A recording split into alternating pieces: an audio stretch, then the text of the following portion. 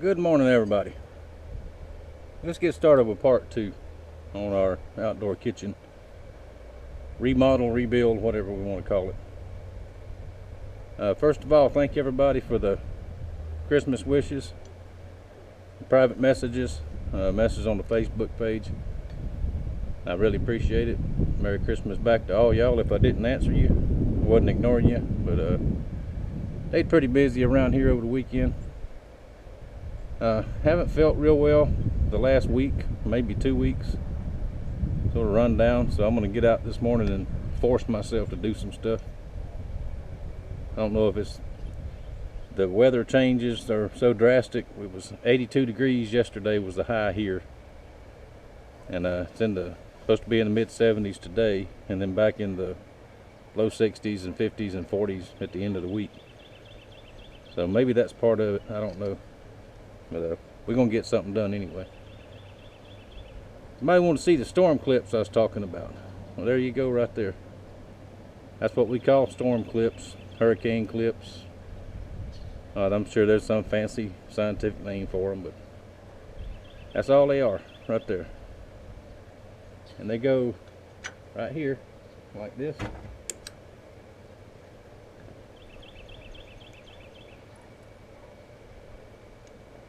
Tack it up there where it'll stay. Now they take these little special nails for them, because you can use screws. I have used screws and different size nails.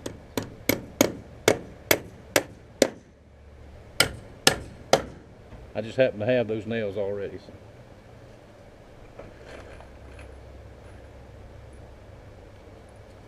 And remember, we're doing this on a very, very low budget. So whatever I have, that's what we're going to use, or whatever I can scrounge up.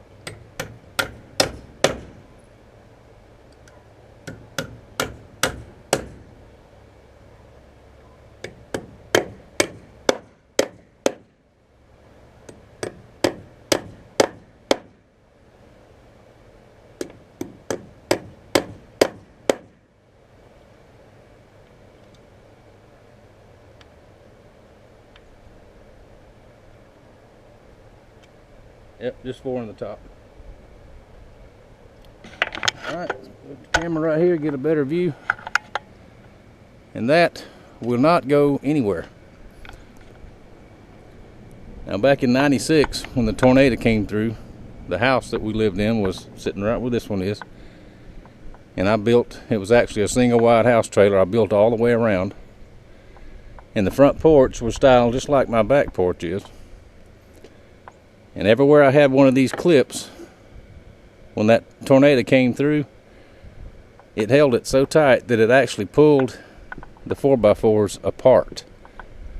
I had a piece of 4x4 and the rafter was torn off, but the joint right here was still there. So those are very, very good. Now you get a direct hit with a tornado, I don't think it's a whole lot you can do unless it's a solid concrete building or something like that. But the next hurricane we get come through, that's not going anywhere. The tin, as tin roofs go, it may blow off, it may not. I'll put enough screws where it probably won't. Anyway, each rafter gets one of those. And the next step, we're going to go dig through the tin pile. And I got some more bracing and stuff to put up in here. I'll show you what that looks like here in just a little bit. Whoop, hitting the camera with my hammer. Now I might have noticed, y'all might have noticed, right in the center here there's a pretty good dip with that center post. And I ain't never noticed it until I put the back on it. Either never was straight or it settled. So I'll show you how to fix stuff like that. Got my little bottle jack, dug out the side. We're just going to raise it until it's straight, and then I'll pack the dirt back under it. I dug out the other side of it. That looks much better. But we don't want no dippy roofs. Go up a little bit more to make sure we got room to put dirt under. All right, let's step back and look at it.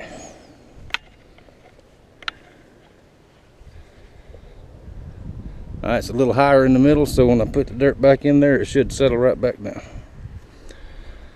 That's how easily you can lift things with those hydraulic jacks. I actually use that to jack my truck up, flat tires and that kind of thing. So there's a little tip of how you can raise something. Now those are not concreted in, so that's why it was so easy. All right, we'll look at something else in a minute. All right, this is as far as we're going to get on part 2. I've been out here about 3 hours and I've had enough for today. All right, see, we got our strips up. All our braces are in, except across the front, and I'll do something different with that later on. Let's see what else we got done today. Got the big smoker grill moved. It'll stay over here because it's too heavy to move around. And the charcoal grill may or may not stay there, probably not. My gas burner, I got another one out at the shop. I'm gonna build a double gas burner frame for them. They'll go somewhere. And see, we got the smokehouse all blocked up and secure. I'm not worried about it going anywhere. Got the old firebox down, started a new one, made this one just a tad bigger, and I have run out of blocks. So I've got a bunch of these old blocks that's full of mortar, and I tried to bust the mortar off, and you see what happens. Very hard to use old blocks. But they got plenty of them up at Lowe's, so I'll get up there one day and pick up some. I looked through the metal pile. I knew just good and well I had some salvage tin that I found out in the woods several years ago, abandoned out on the trash pile. Could not find it. And have you ever done something that makes you feel like a goober? The metal I was looking for is right there. I used it for this and forgot that that's where it went. So, duh. Oh well. So, be another week or so and I'll be able to go get some more, get enough metal to do that.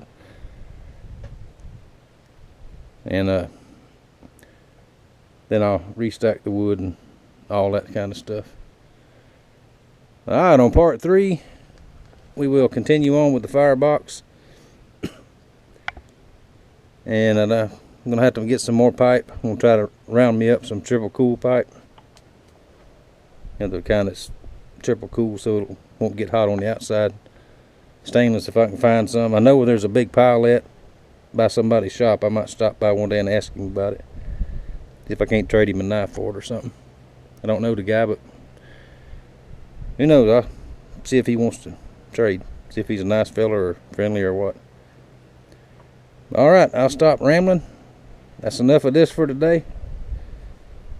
I'm pretty tired out. I think I'll go in and have me a glass of iced tea. Thank y'all for watching. Hang on. Thank you for your support.